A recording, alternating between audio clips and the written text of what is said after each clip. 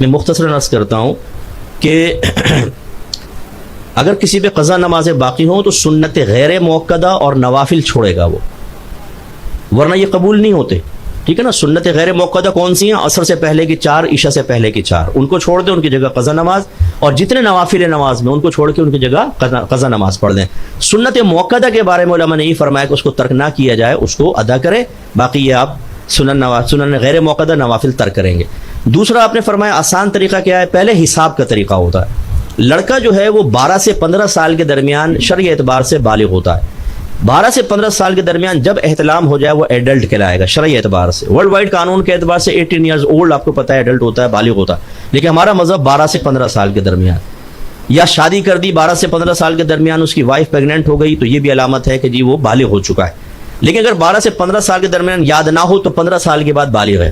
اور بچی میں بلوغت کی عمر 9 سے 15 سال کے درمیان ہے. اس میں حیض آ گیا یا احتلام ہو گیا یا اس کی شادی ہوئی وہ حاملہ ہو گئی تو یہ اس کے بالغ ہونے کی علامت ہوتی ہے. باقی جو چیزیں وہ علامات نہیں ہوتی.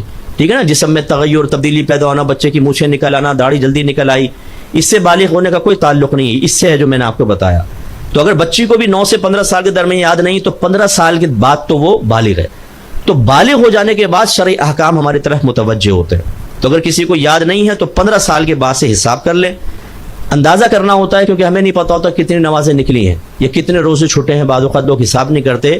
تو میں نے شروع میں بتایا تھا کہ اپنے ذہن میں کر لیں اندازہ، دل سے پوچھیں کتنے سال کی نماز. اگر میں سب قضا کو جمع کروں کتنے سال کی بنیں گی؟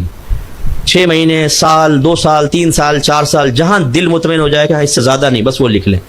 مثلا دل مطمئن ہوا 5 سال کی نمازیں لکھ لیں. اب ایک دن میں 6 نمازوں کی قضا ہوتی ہے، فجر، ظہر، عصر، مغرب، عشاء اور وطر. وطر کو ایک مستقل نماز مانا. ایک دن کی 6. مہینے کی نکالنی ہو تو کیا کریں گے؟ اس کو 30 سے ملٹیپلائی کریں، مہینے کی نکل آئی. پھر 12 سے کریں گے تو سال کی نکل آئی. ٹھیک ہے. یہ آپ اس طرح ہر سال کی، جیسے وہ اسکورنگ کرتے ہیں نا بچے، انڈے بنا کے کاٹتے رہتے ہیں، چھکا بکا چوکا لگتا ہے، ایسے وہ اپنا بنا کے رکھ لیں، کمپیوٹر میں رکھ لیں. اب آپ کو ہر فجر کے ساتھ فجر پڑھ لیں، زہر کے ساتھ زہر، تب بھی جائز. ایک ساتھ پڑھنا چاہیں پورے ایک دن، عشاء کے بعد پورے دن کی فجر، زہر، عصر، مغرب، عشاء، تب بھی جائز. ادائیگی کا آسان طریقہ یہ ہوتا ہے کیونکہ بعض اوقات کثیر نمازیں ہوتی ہیں، نفس سستی کرتا ہے. آپ تکبیر لگائیں، پہلے تو نیت کریں گے کہ مثلا فجر کی کہ اللہ تعالیٰ سب سے پہلی فجر جو میری قضا ہوئی میں اس کو ادا کر رہا ہوں، اللہ اکبر. اس کے بعد ڈائریکٹ الحمد سے سٹارٹ کر لیں. نہ ثنا پڑھیں، نہ اعوذ باللہ، الحمد پڑھیں، آمین. اس کے بعد سورت پڑھیں. رکوع میں جائیں، ایک دفعہ تسبیح پڑھیں، لیکن مکمل رکوع میں آنے کے بعد سبحان ربی العظیم، سمیع اللہ لمن حمدہ ربنا ولک الحمد. پھر سجدے میں چلے جائیں، ایک دفعہ تسبیح سجدے میں بھی، سبحان ربی الاعلی، پھر اللہ اکبر، سبحان ربی الاعلی، کھڑے ہو جائیں. پھر اس طرح اس کو کریں. اگر 2 رکعت نماز ہے جیسے تو اتحیات پڑھیں گے تو اتحیات پڑھ کر اللہم صلی علی محمد اور سلام پھیر دیں. 4 رکعت ہے تو پھر اگلی جو تیسری چوتھی ہوگی اس میں صرف تیسری اور چوتھی میں 3 بار سبحان اللہ کہہ لیں، کیونکہ تیسری چوتھی میں قرات واجب نہیں ہوتی.